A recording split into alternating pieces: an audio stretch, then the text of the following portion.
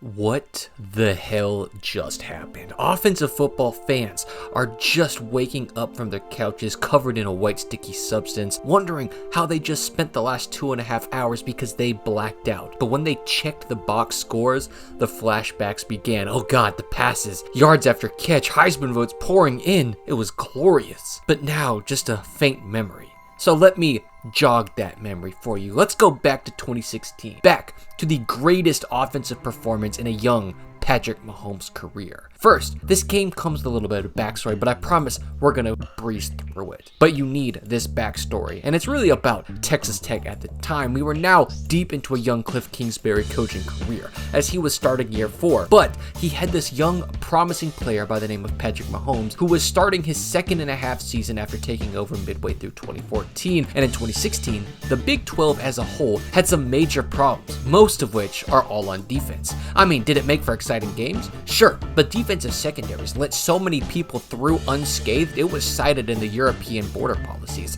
I mean, it was just unreal. You could argue that these incredibly weak defenses largely upheld the Big 12's constant grasp at the Heisman spot, despite their very light postseason production, as in the 2010s, they had 30% of the Heisman trophies despite having 0% of the national championships. And it wasn't uncommon to send their best team to the bowl just to get blown out, as they, despite making 5 out of 10 of the playoffs that decade, have only made it to a single championship game, where they quite literally put up the single worst performance in championship history, as they are one of the only teams to ever force people to debate if a team who won a playoff spot should have ever been in the playoff to begin with. But I could talk about the Big 12's weaknesses all I want, because the truth is, for every bad defense they had, which was a lot, they had some damn good quarterbacks to match them. I mean, during this span, we'd see the emergence of RG3, Baker Mayfield, Jalen Hurts, best days despite him playing at Bama, as well as Kyler Murray and the man of the hour, Patrick Mahomes. So often, this conference gave us some phenomenal games. Let's look at this year, for instance. 2016, the Texas Tech Red Raiders would give us fireworks, like when they lost a game 55-68 to the powerhouse of Arizona State, or a 59-19 win over Kansas. Ooh, well, let's try this one. Losing to Iowa State 66-10.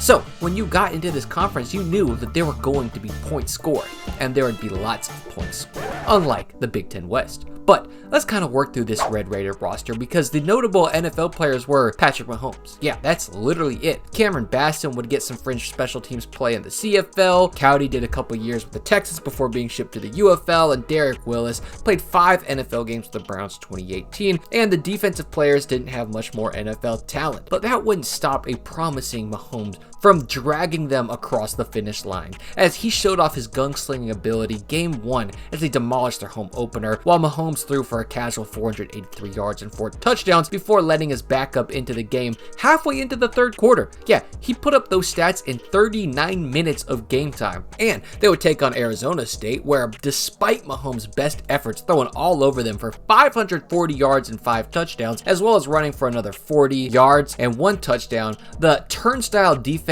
made Manny Wilkins look like prime Peyton Manning, as they would be outscored 68-55. They would get to rinse off the stench of that loss against La Tech in Kansas, where they'd put up over 55 points both games, as Patrick was leaving nothing but scorched earth in his quake, until a quarterback draw against Kansas turned into a 32-yard game where a rough tackle had Mahomes landing hard on his shoulder, taking him out the rest of the game despite still putting up a lopsided score. They moved on to Kansas State, where Mahomes was back into full health, as he would dice apart the secondary for 504 yards and 2 touchdowns, as well as, get this, he ran for -3 yards and 3 touchdowns, which has to be one of my favorite stat lines of all time, before getting stuffed by the stout West Virginia Mountaineers defense, who held him to just 305 yards of offense, despite him doing everything in his might to keep him in this one. With that in the rear view, they were about to take on their hardest opponent so far, one of the better quarterbacks this year, who had already taken down much stronger opponents than this little 3-3 Texas Tech team, the Oklahoma Sooners, led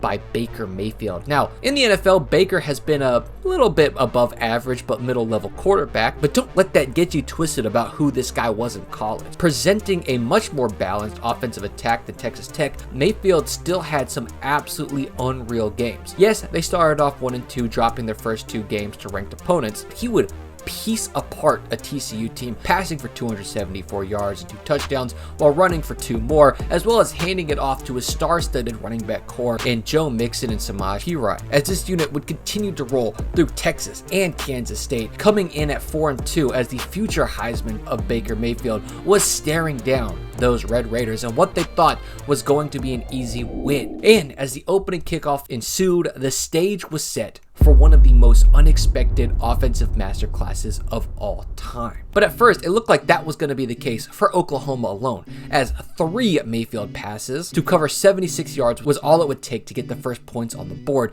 taking just 90 seconds off the clock. And then we'd see Mahomes take over at 27, where bang, 8-yard dart over the middle before throwing the swing pass to pick up 14 more and then connect again over the middle to Giles where he'd fumble it, giving it back to the Sooners where 2 runs and a single lone pass by Baker Mayfield had them up 2 touchdowns. And if things couldn't go any worse, there was a miscommunication on the return unit, so Mahomes had to start at the 16, despite the fact that his receivers couldn't get open and his line couldn't give him any time. On a 3rd and 10, he would just lay the ball in the hands of Cameron Baston 31 yards down the field as the drive officially started to pick up steam. He'd brilliantly shoulder shake this defender to get Brown open for a 19-yard gain before bang, bang, bang. He was inside the red zone, and 2 passes and a handoff later, and the Red Raiders just traversed 84 yards in 12 plays and brought them within 6 points. Now we would see something rare, which was on the ensuing drive, the Texas Tech defense would bend but miraculously not break, forcing the Sooners to punt. But there would be no freebies for Mahomes. He'd overthrow Giles before finding Lauderdale in the flats where he'd pick up 17 yards. He'd hit Sadler in stride to get another first down before being forced to throw it away, and then would follow that up with a shot pass that was just inches away from a quick score. But seeing a soft spot in the middle, he'd connect with Giles again for 31 yards to get them into field goal range, where he'd only complete another dump to the flats before being forced to kick the field goal, where suddenly they were just 3 points away. And what? A 3 and out by their defense? That's what I'm talking about. Whoa! Mahomes almost gave the ball away twice, but luckily they escaped with a punt before a 1-and-done handoff to Joe Mixon increased the lead to 10. So now playing down 2 scores,